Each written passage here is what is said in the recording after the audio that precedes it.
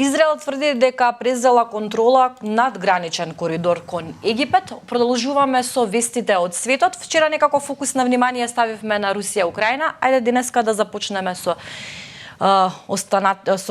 другата војна која што е актуелна со Израел и Палестина, што има таму најново. Двете се во фокус, така да колку и да сакаме да ја тргнеме Русија и Украина, ќе мораме у вториот дел да ја зборуваме. Ова што ти го кажа како вест, тоа не само што тврди, докажано е, го презеде тој дел околу Рафах, на границата со Египет, со цел да ги контролира коридорите, нешто што им беше војнички гледано цел, бидејќи така ќе ги држи коридорите на упади, испади од другиве соседни држави, пред се од Египет, на терористите на Хамас, кои, нели, ако е под блокада цела Газа, од таму доаѓаат коридори на снабдување, на влезна и излезна луѓе, кои може да направат непријателски акции кон израелската држава и така да држат под контрола. Сега, ова операција која е направена, ние подолго време ја зборуваме, предизвика големи проблеми и нарушување на односите на Нетањаху со председна Нетањаху со останатите држави, не само соседи, со кои традиционално односите се настаклени нозе малку мир, малку војна, туку и со меѓународната заедница. Знаеме дека 3 држави до сега официјално ја признаа Палестина, значи тоа се да не повторувам, Ирска, Шпанија и Норвешка, еве Словенија најавува дека ќе признае Палестина, така да тоа ќе биде еден домино ефект на признавање на независна Палестина. Дополнително, според мене, тежина има Турција и Ердоган, кои многу погрдни зборови имаат за политиката на Нетањаху и пред се кон Израел, бидејќи Турција се смета себе си како држава која треба да ги заштити своите палестински браќа по вера.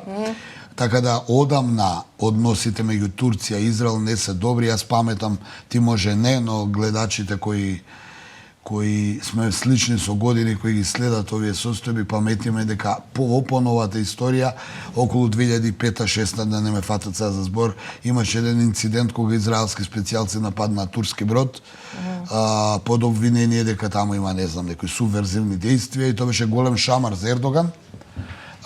И многумина тогаш, меѓу кои јас очекувавме дека Ердоган и Турција нешто ќе возврати.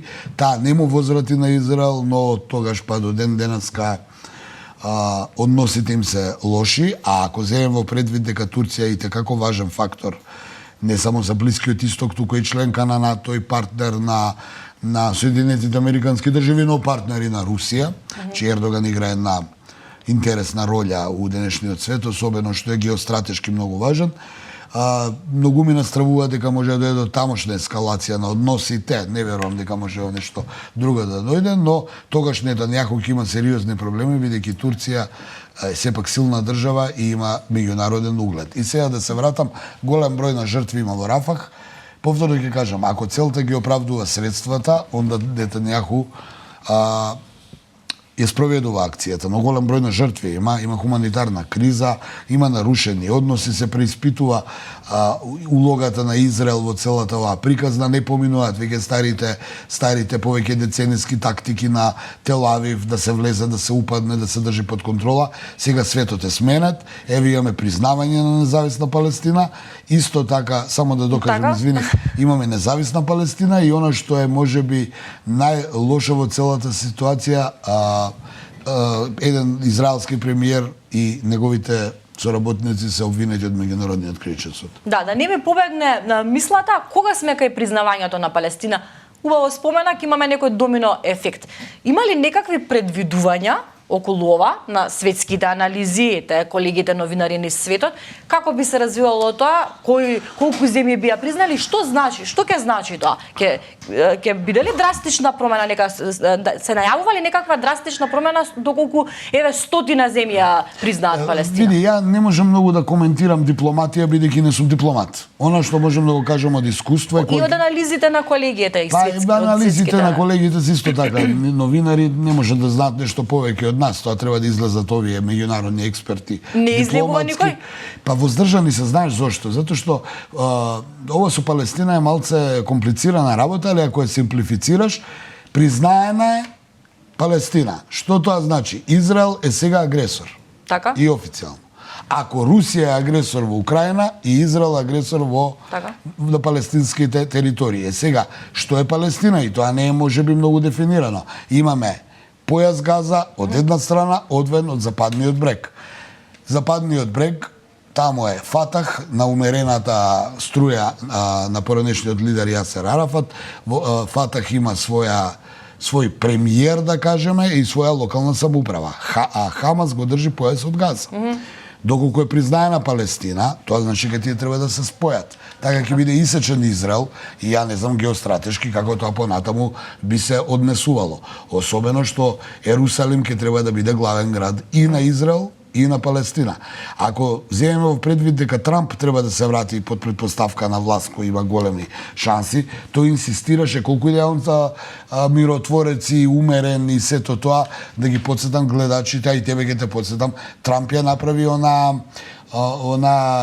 како се вели турбуленција кога инсистираше неговата администрација сите амбасади од Тел Авив и владата, седиштето на владата на Израел да бидат во Ерусалим. Значи, знаеш што значи Ерусалим као свет град, град на сите вери и религии, културолошки едно, но политички ќе представува сосема нешто друго. Затоа велам, тука дипломатијата и дипломати може треба подобро да ни објаснат.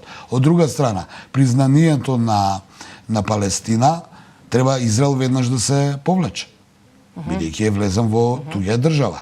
А од друга страна, Хамас е на власт, Хамас е прогласен за терористичка организација, меѓутоа Хамас е владеачка партија таму. Така. И сега тука има проблем, особено што е тоа последица на повеќе децениското гето на палестинците кои уште од мали нозе се учени да не го сакаат Израел и да се борат против Израел. Значи Хамас и да ги искоренат овие терористи, Хамас има и политичка партија. Затоа и Израел не сака да ги пушти оние бројни затвореници политички кои не се терористи, него се политичари, кои заговараат можеби тероризам, тука не навлегувам бидејќи не сум утек, и тие се можеби идните кои ги пуштат од затвори, идните лидери на таа Палестина. Но треба да видиме и арапскиот свет и Палестина дали сакаат да имат независна Палестина. Ке подсетам кога им беше нудено 48 при формирањето на израелската држава, поголемиот дел од муслиманскиот свет и самите палестинци не се согласува пола да биде Израел, пола Палестина, туку сакаат цела да биде Палестина. Затоа велам, ќе видиме што тоа значи. Мене ми се чини дека освен што е казнет Нетањаху со изневерувањето на овие држави што ќе признат Палестина, признавањето на Палестина ќе направи дополнителен проблем, бидејќи тука треба да се прекројуваат територии, граници, реорганизација. Тоа е мое лично мислење. Се разбира, оставам простор да видам, можеби има план и можеби тој план го има негде и некој го знае, можеби јас не сум го видел доволно. И кој знае дали Нетањаху бил изненаден за ова? Не знаеме и тоа. Види, не е изненаден Израел уште од 48, он знае дека пола држи место, ќе видам така вулгарен, а пола ќе мора да го даде. Да. Ова негово е, ама идејата на Нетањаху со оваа акција беше, ако можам да го подсетам повторно, како беше порано. Израел ги окупираше тие територии, имаше константно војска и населуваше еврејски доселеници.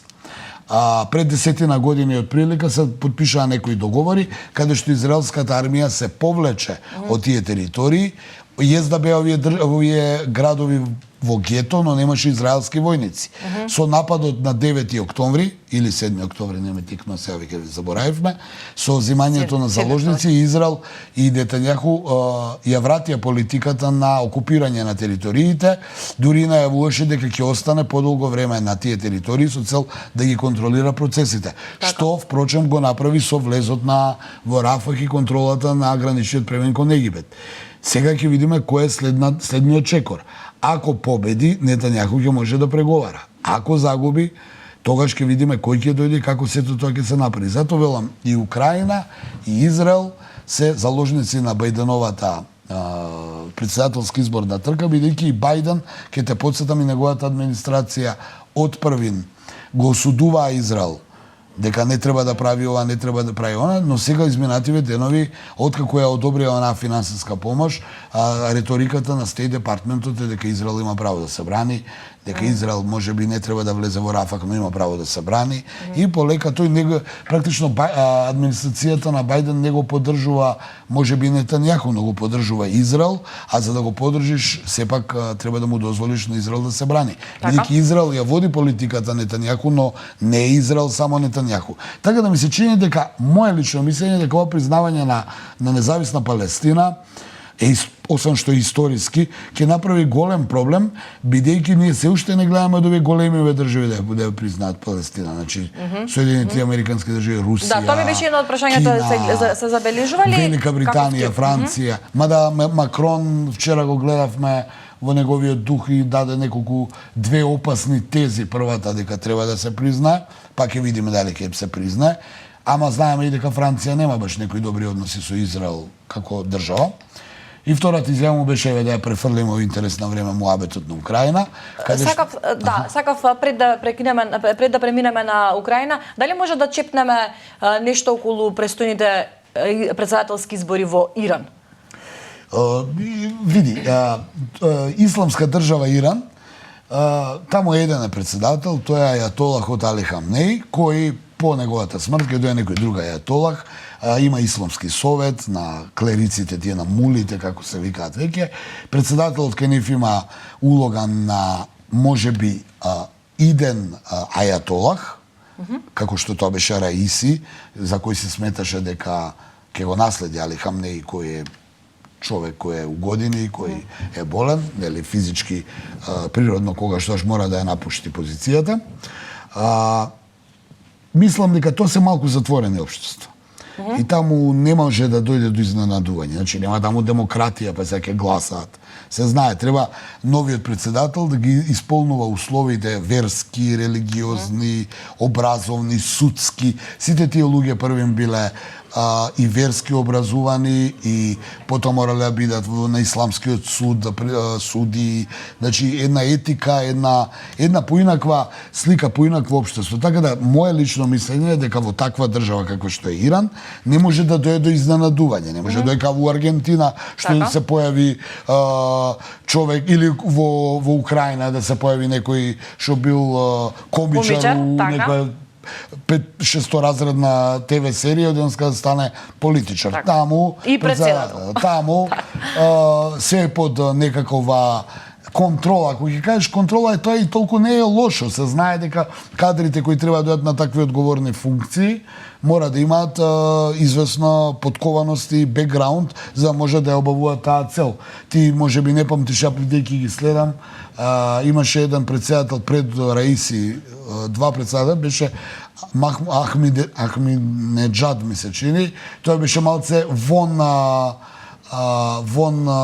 овие правила за Иран и направи 300 работи кои многу брзо потоа изгуби на избори. Така да, сакам да кажам, овие држави, особено во ова време сега, каде што геостратегијата се крши на тој дел од светот, не може да дојде случаен председател на Иран. Така.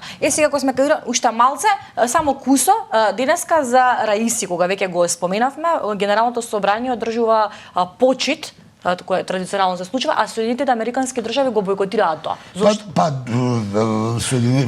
Ако не знаеме историјата, со рушењето на иранскиот шах Реза Пахлави 79-та, упадот во британската амбасада на терористи, земање на заложници, се нарушија, односно се прекина односите меѓу Техеран, новата власт кога дојде ајатолахот Хомеини, и со Британија и со целиот западен свет, и пред се со Соединетите Американски држави. Соединетите Американски држави можеби не се сеќавам дали изразија сочувство за загинувањето на Раиси, но не го сменија односот кон и политиката кон Иран. Тие сметаат дека исламската држава Иран не е демократска, или поне западен урдек, тие бараат поотворено општество таму, го осудуваат начинот на функционирањето на државата и практично не ја признаваат нивната политика, особено што Иран е поврзан директно со Русија сега, тоа е многу важно да се знае, Иран е сојузник на Русија и тука нема, како да кажам, тајни, И едноставно сад, додека ја има таа сила на суперсила светска, ќе направат све да изроварат и у Иран да ја урнат таа исламска џамахирија или република и да воспостават, како што они велат, демократија. Се обидуваат нормално, но таму, затоа реков ја, Иран не е било каква држава, тие имаат свој етика, морал, политика, религија и сето тоа, и општеството го држат така како што го држат. Иран е на мета на Соединетите Американски држави и Иран е една од трите земји наречени оска на злото, од кои останаа две, тоа е Иран и Северна Кореја. Зборувам за она квалификација на поранешниот председател Џорџ Буш, дека се земји кои развиваат нелегално нуклеарно оружје. Што тоа значи, можеме да зборуваме некоја друга емисија. Можеме уште многу, неколку пати да прекинав, сакаше да каже што има ново во Русија, имаме кратко време. Некако ме интересира Јас морам да кажам во контекст на тоа што Макрон, францускиот председател, на кој сме сведоци дека има некој експлозија на дипломатски изјави, почнувам полека да ме потсеќа на Медведев, кој во Русија има радикални изјави, така, овој не се радикални, али се, да кажеме, вест. Значи, француски председател вели, ќе можно е да пратиме војници. Францускиот председател вели, треба да се признае Палестина. Значи, не е признаена од Франција, но чим вели, значи, е у процедура. Сега вели она што е можеби најгорливо како тема во Украина, дека Украина мора да и се дозволи да ги добие тие, да ги употребува тие западни проектили со долг домет за да може да се одбрани. Значи навестува една Франција која е земја членка на Совет за безбедност, која колку и да е денеска во однос на англосаксонските партнери падната, сепак се уште е некаква светска дипломатска, ако ништо друга сила. Тој беше вчера на состанок во Брисел и најави дека Украина треба да добие проектили, да се брани, практично директно се конфронтира со Москва. Истиот тој Макрон, кој претходно беше кај неговиот колега Шолц во име на Европската унија како две најголеми држави и не ја исклучи можноста да се пратат војници во Украина, а истиот тој Макрон беше првиот кога 2022 почна војната, кој прво отиде кај Путин да види што се работи и дали може да се спречи руската војна интервенција. Значи, од еден човек кој лака као перцепција не беше конфронтиран директно со Москва, сега е можеби најконфронтираниот, барем директно, западен политичар со Москва и Путин, што не ни кажува добро, бидејќи сега се прави една фама дека Путин ќе нападне Европа, ќе дојде до нуклеарна војна, нешто што сигурно не се чувствува лагодно ниту европските земји, ниту Европската унија. И за крај имаше вчера контра обвинување од Москва, еден од шефовите на разузнавачките служби руски соопшти дека има сознание дека НАТО подготвува нуклеарен напад на Русија. И сега, знаеш, тоа се изјави кои не се пријатни за слушање, па макар и да не се случат... Да, али не се пријатни. Значи, шеф на руска разузнавачка служба вели. Француски председател вели. Европски лидери стравуваат од нуклеарен напад. Путин прави нуклеарни војни вежби на границата. Знаеш, тоа е све... Полска, Литванија, Летонија и Естонија се подготвуваат за можен продор у Украина да направат коридор доколку русите продолжат. Од утринава го напаѓаат Харков, ама го напаѓаат и Крим. Возвраќаат. Бараат и Украина бара проектили со долг дострел под образложение да се одбрани да може да гаѓа на руска територија. Дали е некој свесен што значи ако некој од тие генерали одлучи или пониски политичари да гаѓа Москва, тоа исто како некој да го гаѓа Вашингтон. Каков ќе биде онда одговорот на русите? Значи, тоа е едно, како да кажам, тоа е една таква у суштина алармантна состојба да или ние не можеме да ја видиме, или погрешно ни ја даваат. Но овие изјави на големиве политичари ми упатуваат дека ние сме, а и самите велат дека сме пред војна. И сега на крај, шефот на НАТО Столтенберг излегува вчера и вели кое е решението за што понатаму, земјите членки мораат повеќе да даваат пари за оружје. Што тоа значи? Кој дава повеќе пари за оружје и војска во мирни услови? Не, него се дава затоа што Конотацијата е лоша. очигледно некој за нешто се подготвува. Јас тука не алудирам кој прв, што, како и каде, туку само гледам дека имаме масовна идеја на зголемување на оружје, воени вежби, фамата. Ти си помлада, но мојата генерација беше сведок на фамата на враќање на воен рок. Да. Значи, ако 90-тите Еве и во години... Британија е сега така. Да. И во Британија, и во Франција, и сега да не ги... И во Германија, германците исто, земја која можеби поради Втората светска војна беше спутана да ја развива својата армија во свој дух, бидејќи германците знаат да направат јака армија. И тие веќе не се либат да кажат дека бараат дури нови рекрути преку TikTok. Од друга страна имаме предизборно избори уште малце во Велика Британија, распуштен денеска британскиот парламент, конзервативците владеачки на Риши Сунак.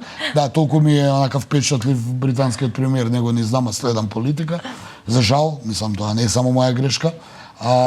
Најавува дека ќе воведе задолжителен воен рок во Британија. Луѓе, што правите? Значи, нешто се подготвува. Сигурно нема да се подготват за да носат штафета. Туку, нешто се подготвува што дури не ние самите не знаеме. Никој со никого не е добар, особено што двете клучни суперсили во светот немаат веќе никаква дипломатска комуникација. Тоа алудирам на Русија од една страна, која прави сојуз БРИКС и своите сојузници, и Западот кој сака да го врати на исто глобалното живење.